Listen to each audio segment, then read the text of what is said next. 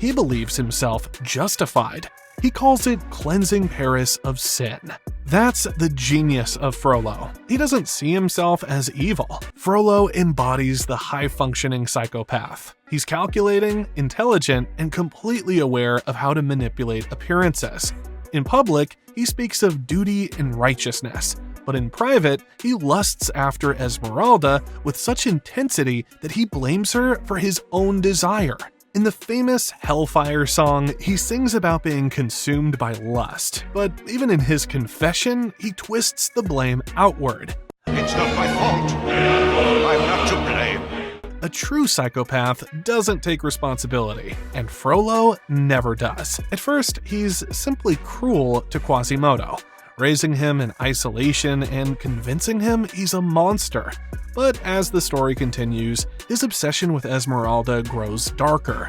He burns Paris to the ground searching for her, lighting homes on fire with families still inside. His lack of empathy widens from personal cruelty to citywide devastation. And when he finally corners Esmeralda, offering her a choice between himself and death, it is the ultimate expression of his own psychopathy.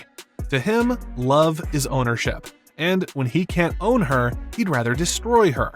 Even at the very end, with his life still in danger, he clings to his self-righteousness, quoting the scriptures like a holy man. And he shall smite the wicked, plunge them into the fiery pit. Except that he was the one who ended up inside the fiery pit, without remorse or repentance.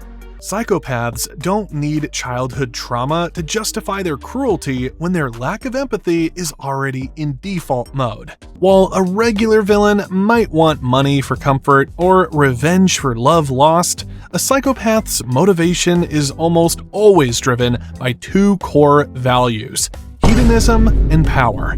Hedonism for a psychopath has little to do with just food or sex, but the extreme desire for pleasurable things like control, status, and the thrill of the chase or the kill.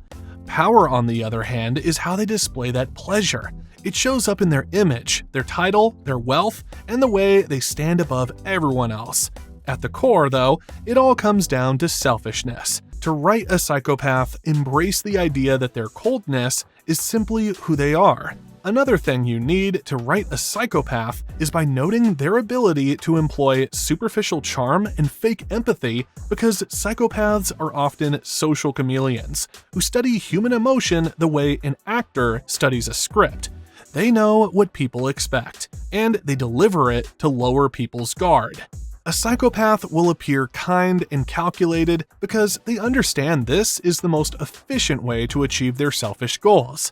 This is why their relationships are never genuine, but entirely transactional. Since these guys are only imitating empathy, they are bound to make mistakes, especially under pressure. Hence, you must include parts where they crack or where the mask slips. Frollo initially acts like he is not interested in Esmeralda since she's a gypsy. However, when he finally gets alone with her inside the church, he makes a mistake by groping her and sniffing her hair. Esmeralda picks up on this and calls him out. But of course, the judge doesn't admit it. The other mother in Coraline is strategy incarnate. Rather than attacking Coraline directly, she builds an entire alternative world as the weapon. Every element of that world is bait. The food, the toys, the attention, the revised parents with button eyes. Do you like them? I'm your other mother, silly. She copies Coraline's life, but tailors it by sewing in the exact comforts Coraline misses. Then she waits. The other mother's strength is patience. She gives Coraline a sequence of small rewards and small satisfactions until Coraline chooses to stay. That choice is the trap. When Coraline first rejects sewing buttons into her eyes, the other mother responds by changing tactics.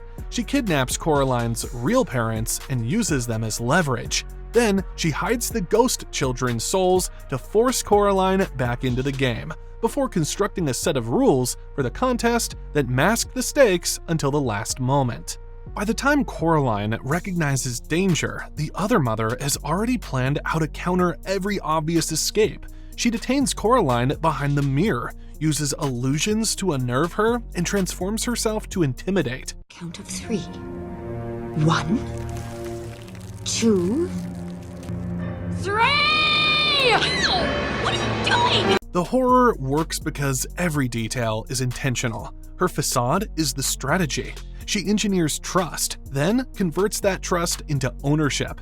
The other mother is effective because she thinks in systems, identify desire, design a world to exploit that desire, control the information your victim receives, and have a fallback when the victim resists. Furthermore, one other thing that makes Shen dangerous is his patience and obsession with perfection. 30 years I've waited for this moment. Everything must be exactly how I envisioned it. He truly makes you feel that the stillness of a sophisticated plan can be infinitely more devastating than the loudest roar of a beast.